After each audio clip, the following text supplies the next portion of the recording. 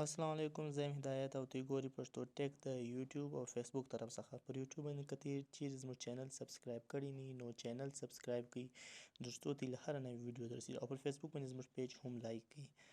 د نن چې کومه ویډیو ده هغه د فیسبوک څخه ویډیو ډاونلوډینګ دی چې د فیسبوک څخه ویډیو څنګه ډاونلوډ کړي.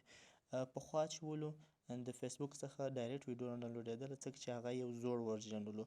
په نوي ورژن کې چې دی هغه ډاونلوډینګ اپشن یې جنسته کړی دی، نو دې دپاره به د دې دپاره چې پکار دی هغه یو ویډیو ډاونلوډینګ ایپ دی چې هغه په پلی سټور کې چې دی هغه موجود دی. اوس به پلی سټور ته ولاړ سو. کوم ډاونلوډر ویډیو ایچ ډي په نامه د دې لینک چې دی هغه زه په ډسکرپشن کې ورکوم، د یوټوب په ډسکرپشن کې دا لینک ورکوم، د هغه څخه یې ډاونلوډ کړئ. چې درځي اوس په اول د وار به دا کوو چې د فیسبوک څخه به یو لینک را ډاونلوډوو، د ویډیو لینک. اوس په فیسبوک کې چې دی یو ویډیو پیدا کړو چې د هغه ویډیو لینک به را ډاونلوډ کړو.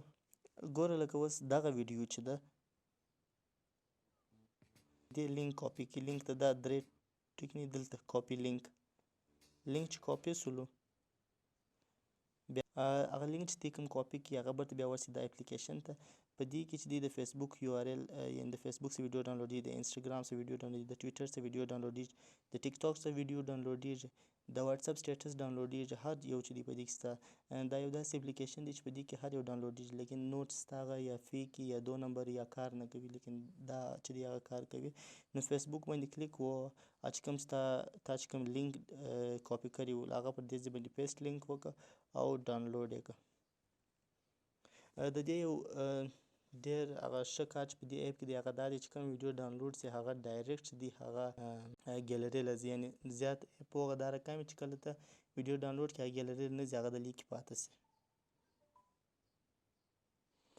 کوم ویډیو چې ما ډاونلوډ کړل هغه دا ده، او اوس به موږ ولاړ سو په ګیلرۍ کې به دا خلاص وکړو. دا خو دلته هم ځي خو ګیلرۍ له هم دا ویډیو ځي. په ګیلرۍ کې چې ده دغه ویډیو موږ اوس ډاونلوډ کړو، دا ګیلرۍ له راغله. نو دغه اپلیکیشن چې دی ته هېڅ مه ځې، یو دغه را ډاونلوډ کړه. نو دا اپلیکیشن چې دی دا پر د ایپ سټور که ته چیرې آیفون استعمالوي په ایپ سټور کې هم هېڅ مه ځې، یو اپلیکیشن ډاونلوډ کړه او هغه ویډیو فیسبوک له ویډیو له ورسه لینک کاپي کړه او بیا په اپلیکیشن کې واچوه، پیسټ یې کړه، نو را ډاونلوډېږي.